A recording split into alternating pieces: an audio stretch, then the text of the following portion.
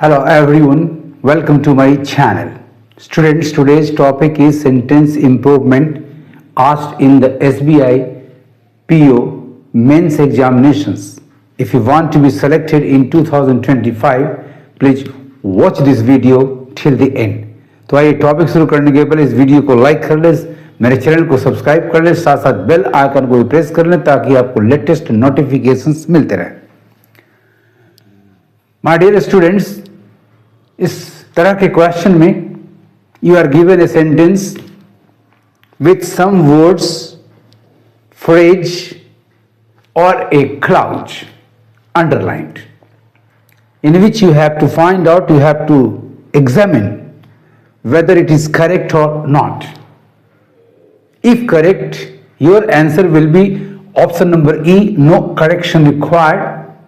If incorrect, if not correct, you have to find out the correct one out of the remaining four options A, B, C and D. बहुत आसान काम है. For this you require a good knowledge of English grammar. Let us start. Question number 1. The new facts he has discovered could not change my opinion. The underlined words are could not change my opinion. You see, the context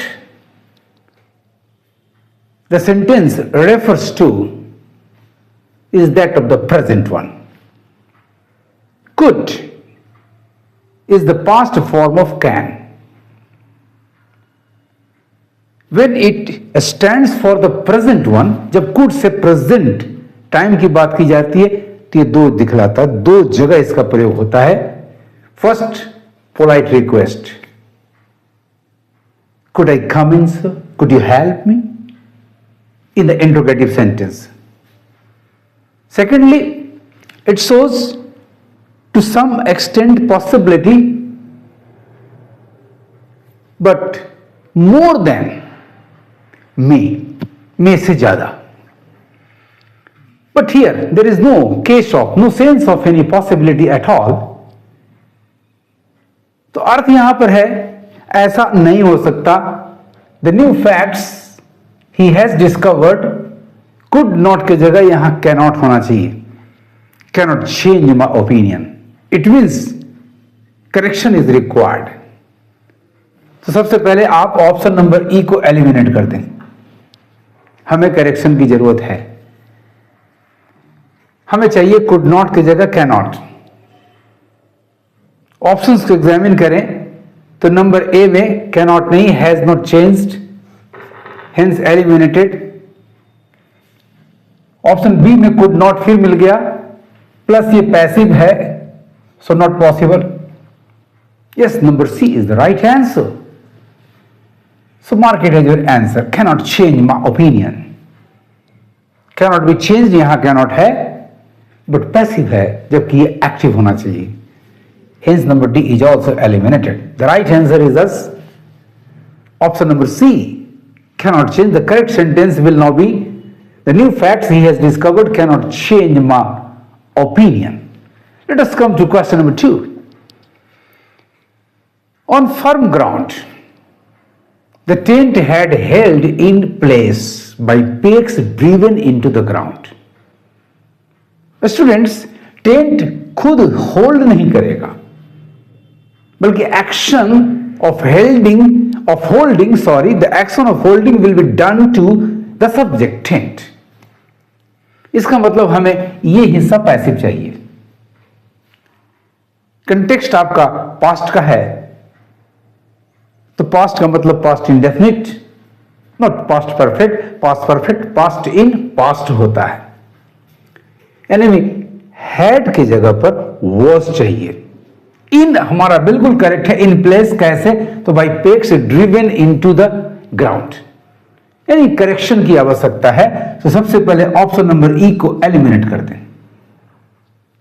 no correction required. No, we require a correction here. Has been held at present perfect का passive नहीं चाहिए, हमें past event दिखा रहा है ये, plus ये eight की भी गलती है. हैज बीन भी संभव नहीं है, hence eliminated. Number B, was held in, mark it as your answer, it's correct one. Was being, ये पास्ट कंटिन्यूअस का पैसिव नहीं चाहिए बल्कि पास्ट इंडेफिनिट का पैसिव चाहिए, सो एलिमिनेटेड. शुड बी, यहां एडवाइस देने की बात नहीं हो रही है. एक तो यहां एरर है, दूसरा यहां एरर है. So number D is also eliminated. The right sentence, the correction will be done only by replacing had held in with was held इन. तो सही सेंटेंस होगा, on firm ground the tent was held in place by pegs driven into the ground. Let's come to question number 3. In the midst of his laborious work came a stroke of good fortune. A stroke of good fortune, यानी luck, किस्मत से एक अच्छा सौभाग्य प्राप्त हुआ, धन संपत्ति की प्राप्ति हुई. चूंकि इन the midst of his laborious work ऐसा हुआ, इवेंट दिखा रहा है ये, सो केम आपका करेक्ट है. And the phrase A stroke of good Fortune, A stroke of भी आपका करेक्ट है. स्ट्राइक वर्ब होता है जबकि उसका नाउन स्ट्रोक होता है. मेडिकली ये मेंटल स्ट्रोक दिखलाता है, एक तरह का ट्रोमा होता है. But in the phrase good Fortune के साथ इसका मतलब होता है, क्या कहते हैं इसको, मिलता है तो छप्पड़ फाड़ के मिलता है. So the phrase containing the noun stroke is correct one. So no correction is required here. Option number E आपका सही आंसर हो गया. The sentence is absolutely correct.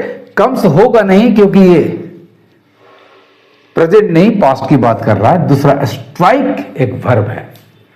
As a noun इसका मतलब होता है पेंडिंग ऑफ और suspension of work. The workers struck the work. Noun में went on a strike, हड़ताल पे चले गए.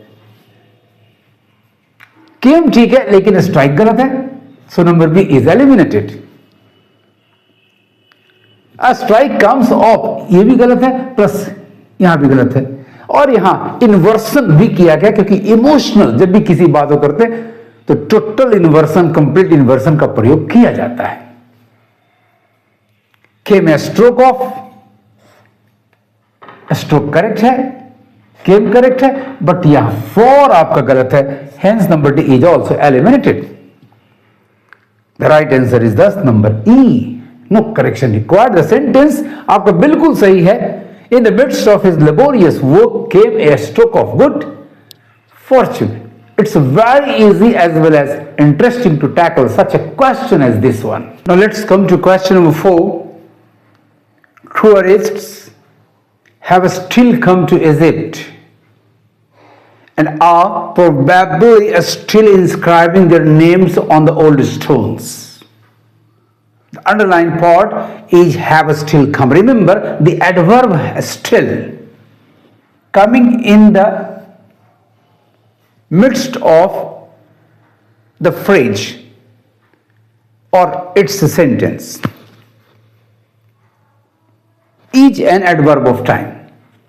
जब स्टिल सेंटेंस के बीच में वर्ब के पहले अपने फ्रेज के बीच में, बीच का मतलब मेन वर्ब के पहले आता है तो ये एडवर्ब ऑफ टाइम होता है.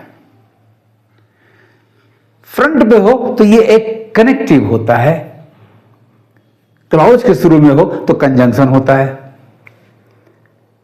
सेंटेंस के एंड में हो तो एडवर्ब ऑफ मैनर होता है. 3 तरह के काम हैं स्टिल के. फ्रंट पे तो भी, फिर भी, बीच में अभी भी समय बताता है, एंड में मैनर तरीका बताता है, चुपचाप बिना हिले डुले. जब ये एडवर्ब ऑफ टाइम होगा, when it is an adverb of time still coming before the main verb at the middle. When it is an adverb of time, the tense is the present continuous one. Past context होगा तो past continuous हो सकता है, but generally present continuous tense होता है। यानी इस sentence के इस पार्ट में अंडरलाइन है, एरर है, इंप्रूवमेंट की जरूरत है, करेक्शन की जरूरत है, तो सबसे पहले आप नंबर ई को नो करेक्शन रिक्वायर्ड को एलिमिनेट कर दें। हमें चाहिए हैव के जगह आर स्टिल और कम के जगह कमिंग। यदि आप के ध्यान में ये वर्ड, ये बात, ये फैक्ट, ये ग्रामेटिकल रूल नहीं है तो आगे बढ़कर देखिए, एंड आर प्रोबेबली स्टिल इंस्क्राइबिंग, यहां से भी इशारा मिल जाता है कि कंटेक्स्ट जो टाइम का अर्थ है वो प्रेजेंट कंटिन्यूअस का है। यानी हमें चाहिए आर स्टिल कमिंग, और let us examine the options. तो आपका ऐसा ऑप्शन नंबर ए में आ रहा है, are still coming, mark it as your answer. Others have come still, ये संभव नहीं। वर स्टिल कमिंग, पास्ट का कंटेक्स्ट है नहीं। Will still be coming, future का भी कंटेक्स्ट नहीं जा रहा है। Right answer is thus option number A, are still coming. The correct sentence after the correction, after the improvement will be, tourists are still coming to Egypt and are probably still inscribing their names on the old stones. Let us come to question number 5. There was a pouch. When we had finished, past in past जा रहा है, and then after that, past, a strangely subdued voice. What, क्या किसकी चर्चा हो रही है? Voice की। कैसा दबा हुआ? सबड्यूड, यानी सबड्यूड एडजेक्टिव है, कंप्लीट होने का सेंस है, तो पास्ट पार्टिसिपल एडजेक्टिवली यूज किया गया, करेक्ट है भाई। सबड्यूड किस तरह से? तो स्ट्रेंजली एक एडवर्ब है जो इसे मॉडिफाई कर रहा है, तो फिर ये भी करेक्ट है। Strangely subdued voice, which voice? Any. So आपका आर्टिकल ए भी करेक्ट है।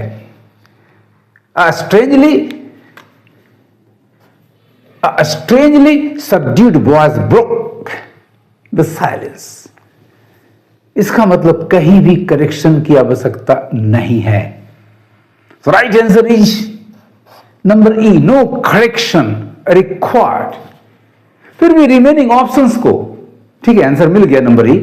Let us examine the remaining options, ताकि आपके दिमाग में ये बात फिट हो जाए कि ये क्यों सही है, क्यों करेक्शन की जरूरत नहीं है। The strange subduing, subduing voice नहीं होगा, सबड्यूड दबी हुई आवाज, यानी ये गलत है। और उसके लिए एडवर्ब चाहिए, ना कि एडजेक्टिव चाहिए, ये गलत है भाई। पर्टिकुलराइज्ड होने का कहीं रेफरेंस नहीं है, तो द भी गलत है। So this is not possible. Correct है, स्ट्रेंज रॉन्ग है, सबड्यूइंग रॉन्ग है, so this is also eliminated. Strangely correct है, सबड्यूड करेक्ट है, बट ये द किससे रेफर कर रहा, चर्चा में शामिल नहीं है, सो एलिमिनेटेड। करेक्ट है, स्ट्रेंज रॉन्ग है, सबड्यूड करेक्ट है, so number D is also eliminated. The right answer is thus option number E, no correction required. The sentence, there was a pause when we had finished and then a strangely subdued voice broke the silence, is absolutely correct. You must have a good sense of comprehension as well as a good knowledge of English grammar. आपको मेरा ये तरीका कैसा लगा comment करेंगे, और ज्यादा से ज्यादा इस वीडियो को शेयर करेंगे अपने दोस्तों के बीच, ताकि उनका भी लाभ हो, उन्हें भी फायदा हो। Thank you for watching my video. पढ़ते रहिए, आगे बढ़ते रहिए।